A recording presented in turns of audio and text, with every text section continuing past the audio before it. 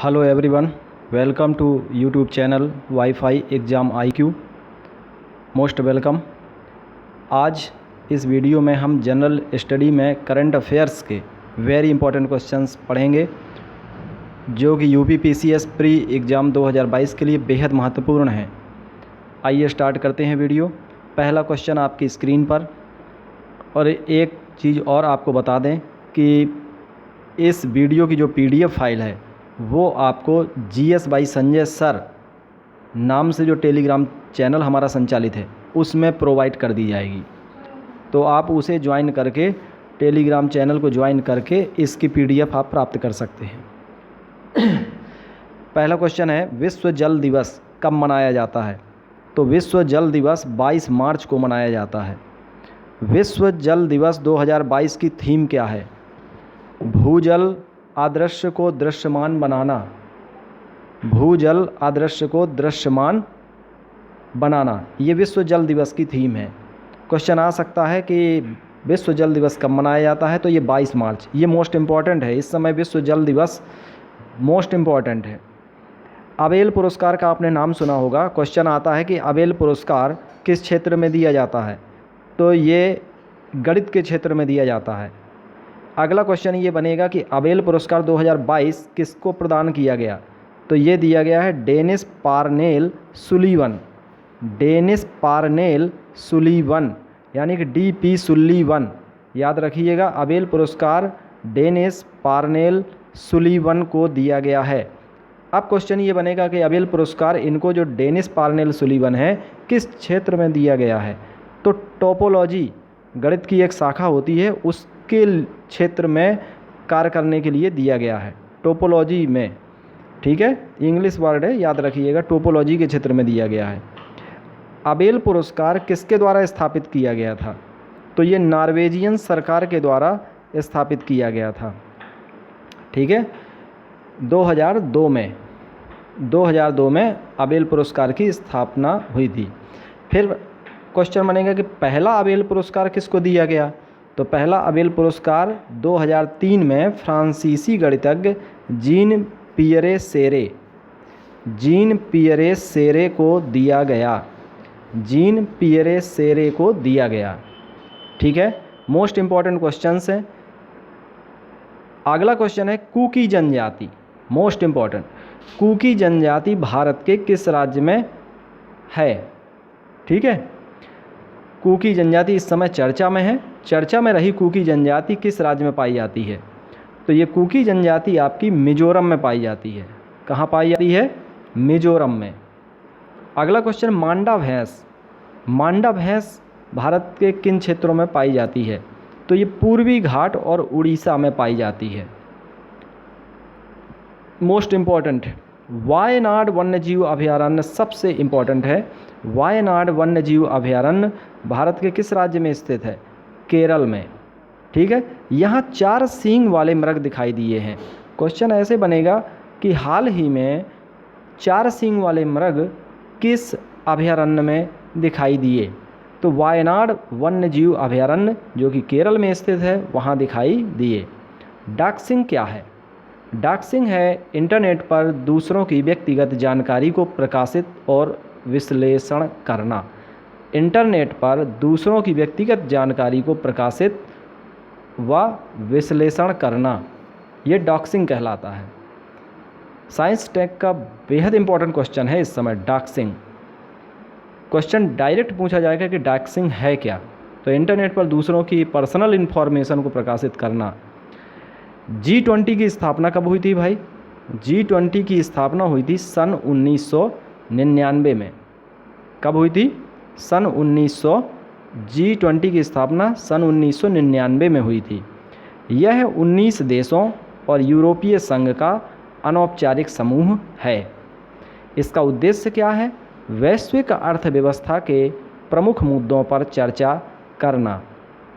क्या भारत G20 का सदस्य देश है? यस, भारत G20 का सदस्य है। 2022 से 23 तक की अध्यक्षता G20 की कौन सा देश करेगा? तो दिसंबर 2022 से नवंबर 2023 तक 1 साल तक भारत इसका अध्यक्ष रहेगा G20 देशों का। ठीक है। अंतर्राष्ट्रीय आपराधिक न्यायालय, इसका मुख्यालय कहाँ पर है? तो अंतर्राष्ट्रीय आपराधिक न्यायालय में का मुख्यालय है नीदरलैंड के द हेग में। नीदरलैंड के द हेग में। ये इस समय चर्चा में है क्योंकि एक पत्रकार की तालिबान राशिद सिद्दीकी नाम का एक पत्रकार था जिसको तालिबानियों ने मार डाला है। तो उनके परिजनों ने अंतर्राष्ट्रीय आपराधिक न्यायालय में उसके खिलाफ मुकदमा दर्ज करवाया है। ठीक है, तो इसलिए चर्चा में है, याद रखिएगा। इसका मुख्यालय नीदरलैंड के द हेग में स्थित है। मेकेदातु बांध कहाँ पर है? मेकेदातु बांध कर्नाटक सरकार के द्वारा कावेरी नदी पर प्रस्तावित है। मेकेदातु बांध तमिलनाडु इसका विरोध कर रहा है। तो आपको ये याद रखना पड़ेगा कि कर्नाटक सरकार कावेरी नदी पर मेकेदातु बांध का निर्माण कर रही है जिसका तमिलनाडु विरोध कर रहा है। क्वेश्चन ऐसे भी बन सकता है कि मेकेदातु बांध का जो झगड़ा है या इसका मेकेदातु बांध से संबंधित जो भी विवाद है, मेकेदातु बांध विवाद किन राज्यों के बीच है? तो कर्नाटक, तमिलनाडु। ये पूछा जाए कि मेकेदातु बांध भारत के किस राज्य में निर्मित किया जा रहा है? तो कर्नाटक सरकार के द्वारा कावेरी नदी पर। अगला क्वेश्चन है लीग ऑफ अरब स्टेट्स, इसका मुख्यालय कहाँ है? लीग ऑफ अरब स्टेट्स का मुख्यालय मिस्र की राजधानी काहिरा में है। कहाँ पर है? मिस्र की राजधानी काहिरा में है। वियना सम्मेलन, वियना कन्वेंशन किससे संबंधित है? ओजोन परत के संरक्षण से रिलेटेड है। Most important, Vienna convention ozone परत संरक्षण। बेसल कन्वेंशन खतरनाक अपशिष्टों के निपटान से संबंधित। स्टॉकहोम कन्वेंशन स्थायी कार्बनिक प्रदूषक। ठीक है, स्थायी कार्बनिक प्रदूषक से संबंधित है स्टॉकहोम कन्वेंशन। बेसल और वियना ये मोस्ट इम्पॉर्टेंट है, ये दोनों रट लीजिए आप। वियना तो है ओजोन, बेसल है खतरनाक अपशिष्ट पदार्थों के निपटान से रिलेटेड। चलिए आगे बढ़ते हैं। एक भी क्वेश्चन आप मिस मत करिएगा, वेरी इंपॉर्टेंट क्वेश्चंस हैं।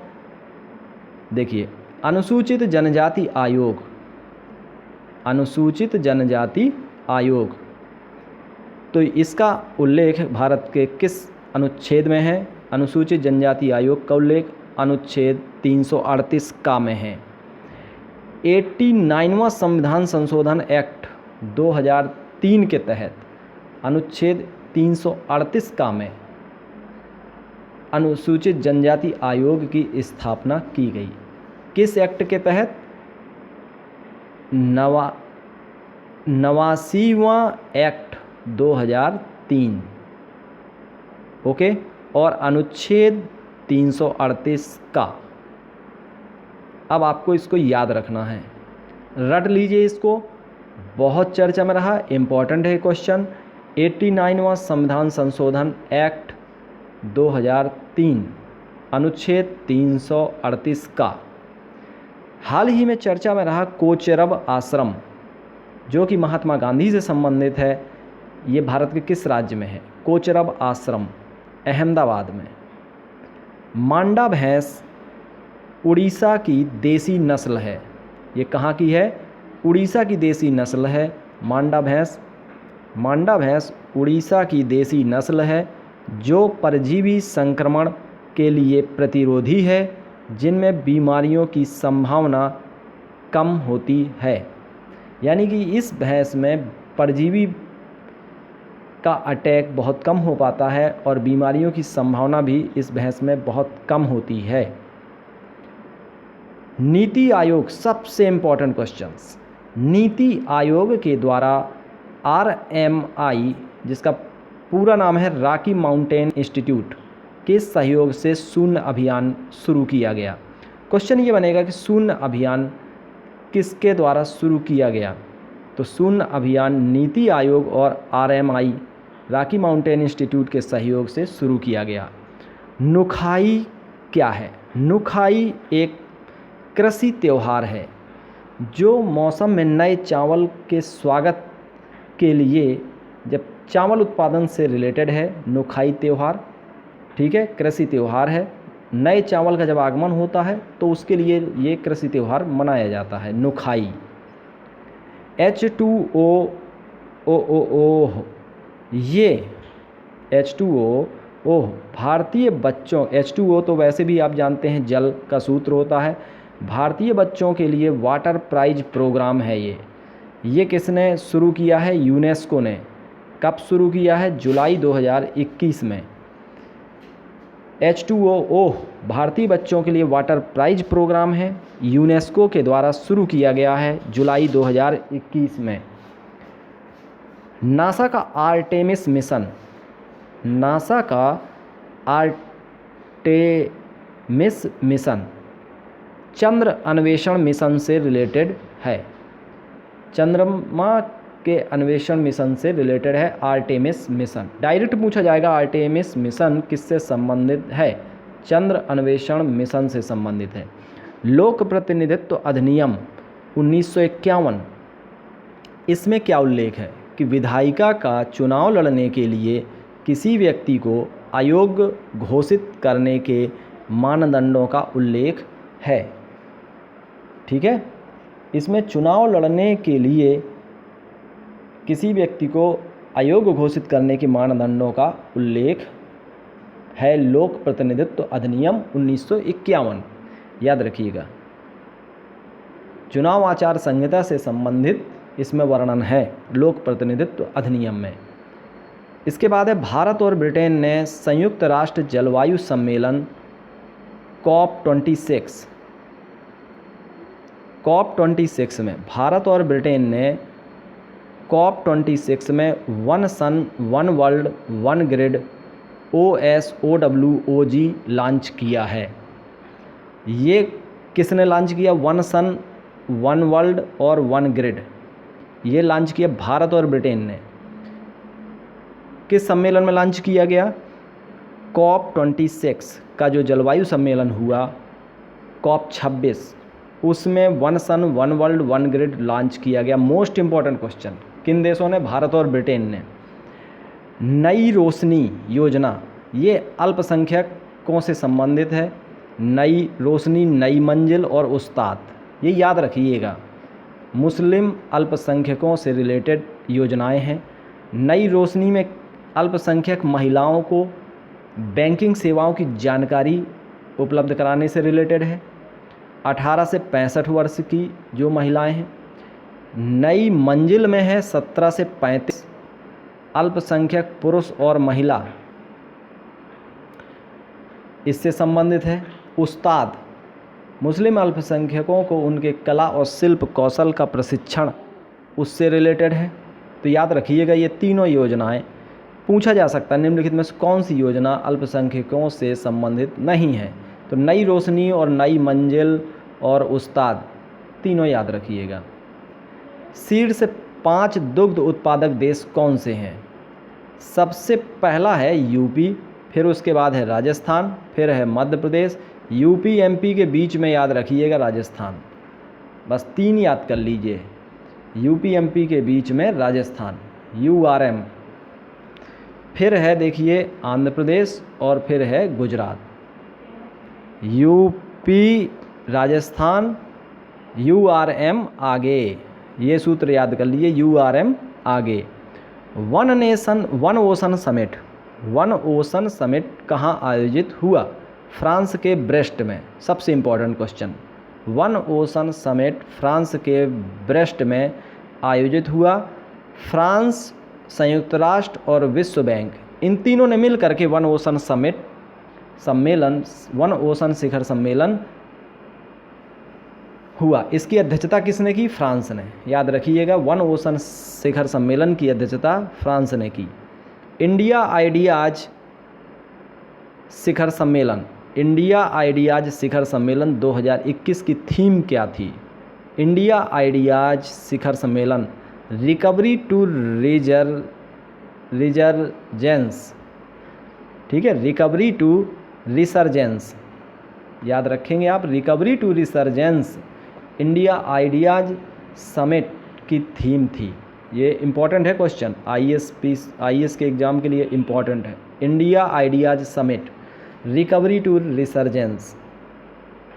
18वां आसियान भारत शिखर सम्मेलन 2022 वर्चुअली तरीके से हुआ था ब्रुनेई दारुइस्लाम, ठीक है, वहाँ पर विषय क्या था, वी केयर, वी प्रिपेयर और वी प्रॉस्पर। ये क्वेश्चन पूछा जा सकता है कि subject we care, we prepare और वी प्रॉस्पर ये किस शिखर सम्मेलन का सब्जेक्ट या विषय था। तो आसियान भारत शिखर सम्मेलन 2021, ठीक है।